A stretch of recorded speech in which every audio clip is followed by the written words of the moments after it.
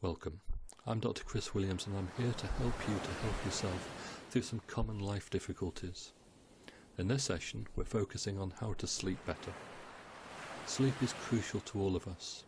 We need it in order to feel well physically, as well as to boost how we feel emotionally.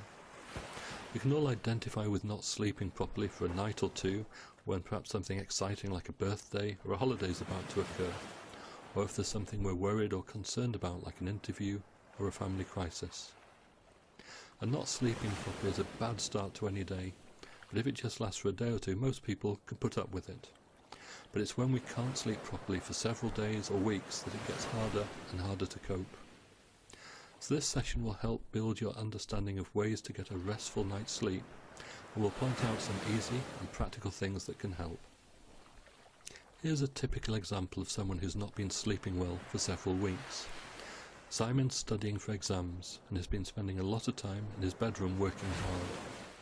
He's also been using energy drinks and coffee to keep focused as he works, and this is hyping him up so much that although he's feeling exhausted when he gets into bed, he finds he's not able to fall asleep.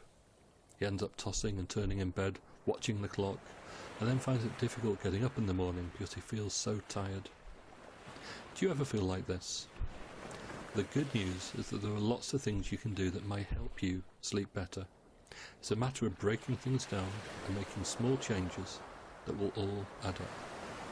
First, you need to plan how you go to sleep.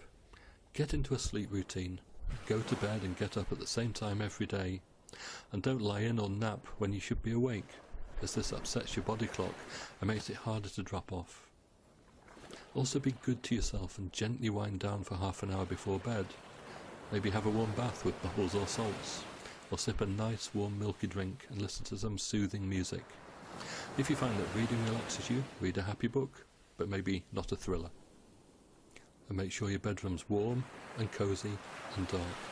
And if the bed's chilly, add a blanket or another duvet and go back to the hot water bottle you used to love as a kid.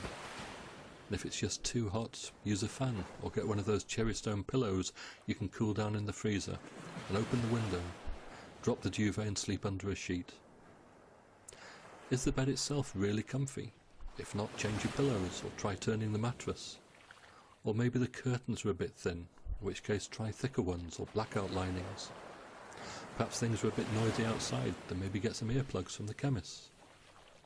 Some people find that alcohol seems to make them feel sleepy, but do remember it's just a shallow sleep that doesn't last for long, and you'll probably find that you have to get up in the middle of the night to go to the loo.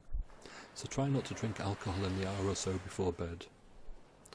Exercise is also a bad idea just before bed, because although getting physically tired might seem okay, actually it's not as good as slowly winding down. So again, try not to do anything strenuous near bedtime. And don't smoke either, because smoking wakes you up. So if you do smoke, have your last cigarette at least half an hour or so before your bath. And watching TV in bed is also a no-no. Perhaps watch it to calm down a little bit before your bath, but try and get rid of the television in your bedroom. And think about losing the radio too, or at least don't listen to it just before sleeping or in the middle of the night. And take those books downstairs, because reading in bed is also against the rules, as is eating. I hope you're getting the idea that there's only two things allowed in bed: sleep and sex. And now you're bathed and have a nice warm comfy bedroom, you might just do a little bit more of both. But at first, even after winding down with your warm bath and warm milky drink, you may still be turning things over again and again in your mind. So here's what to do. Keep a pen and paper by the side of the bed, and if you have worries going round and round in your head that are keeping you awake, sit up, turn on the light, or instead leave the room if you have a partner, and get that piece of paper. Cut it into strips and write down one thing that's worrying you on each strip. And just doing this, separating out each of the things you're worrying about, will help you untangle them and make them easier to cope with. And next, give each worry a day and a time, from tomorrow morning onwards, when you're going to sit down and really work on sorting it out. So your first strip might say, I think Mary's upset with me, and I'll think that through at 3 o'clock on Thursday. And perhaps the second might be, I don't feel as if I'm appreciated at work, and I'm going to tackle that at 6 o'clock on Wednesday evening. Try and do this for all the worries left over until you have a number of slips with thoughts and days and times on them. And look at the slips and promise yourself that you're going to think about each problem on the day you've written them down, but not until then. Now put the slips somewhere where you won't lose them and go back to bed. So you've nothing on your worry schedule at the moment, so you're officially entitled to get some rest.